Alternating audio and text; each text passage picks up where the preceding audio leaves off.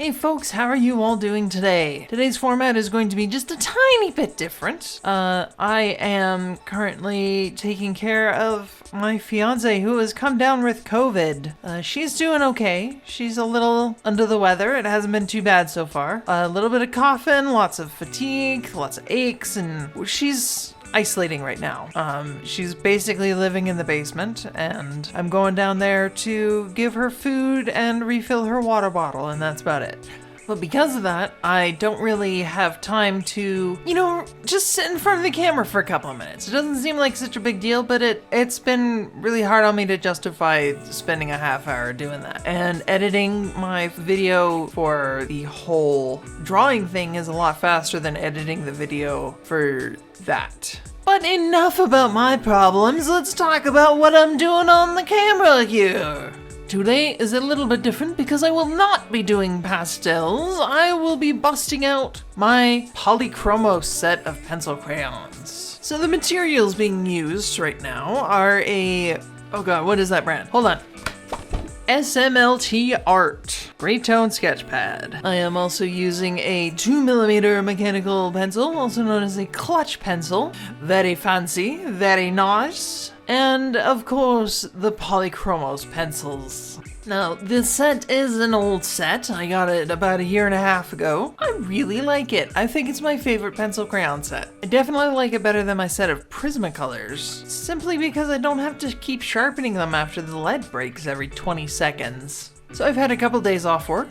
They sent me home until I could prove that I was not currently incubating a disease. I've been trying to fill this sketchbook. I've done a couple pages a day. It's probably not going to be full by the time I go back, but it's been fun. Because of that, I've kind of dove back into my pencil crayon collection with a bang. And I feel somewhat qualified to talk about the virtues of each particular set, starting with these Polychromos. So the first thing you gotta know about these is that they are an oil-based pencil. Now, all pencil crayons have a mix of both wax and oil. It just simply depends on their particular mixture. And these ones are more oil than wax. Prismacolors are more wax than oil. And this means that they are more firm than Prismacolors, and they feel a little bit drier. However, even though they are firmer, this does not mean that they do not lay down the same amount of pigment. This is not like a firm as in Crayola. This is a firm as in a professional grade. It's gonna lay down the same amount of pigment. You might need a little bit more help to blend. I haven't really been blending too much with them. You can get usually like isopropyl alcohol. There are special, I actually have a pen that I bought from Michael's. It's basically like a blender marker from any sort of alcohol marker set that you would get. No pigment, just medium. And this melts the binder that holds the pigment together, and it lets you kind of smush it around and kind of do like a painterly effect with the pencil crayons. Very fancy if you're into that sort of thing.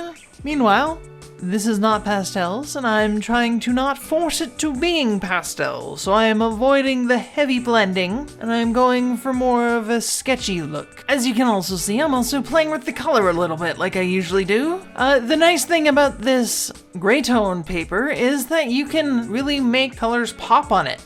Because it is a nice neutral color, your highlights are not going to fade into it, and you can really play with the lines between that and just make it blow up. You do lose a little bit of color just because pencil crayons are a semi-transparent to a transparent medium. They're not like, watercolors or anything, but you're gonna lose a little bit of the high end in exchange for having the highlights show up. Do these benefits outweigh the costs? Abso-friggin-lutely they do. Everyone should be drawing on Greytone paper, blue tone paper, tan tone paper, whatever sort of neutral color paper that you can think of. It exists, you can get it, you can draw on it. This is nice quality paper too. This sketchbook I think was about $10. It's got 20 pages, 180 GSM. It's about 100 pounds of paperweight, I think. I'm not too sure of the conversion rate. It doesn't say what the poundage is. I'm more used for the poundage, but it works. And with pencil crayons, you really gotta be using either nice pencil crayons or nice paper or both. They're not really a medium that you can get away with making something that is beautiful and breathtaking without putting some, I don't want to say effort, but you know what I mean. Like, you gotta take care of your materials. If you don't have nice pencil crayons, then you really gotta push hard and, almost break the tooth of the paper to get any sort of reliable pigment coverage. If your paper is bad, then the tooth is just not gonna be there in the first place, and all the pigment that you put on is just gonna slide off. And nobody wants a slidey pigment, but you get both. Oh boy, you're cooking with gas then. You've got a pencil that lays down a lot of pigment and a paper that can grab a lot of pigment. It means you can put a lot of layers down. It means you can fill up color easily, and it means that you're gonna have fun. But I think I'm gonna be quiet for a couple of minutes and just kind of let the video vibe for a little bit.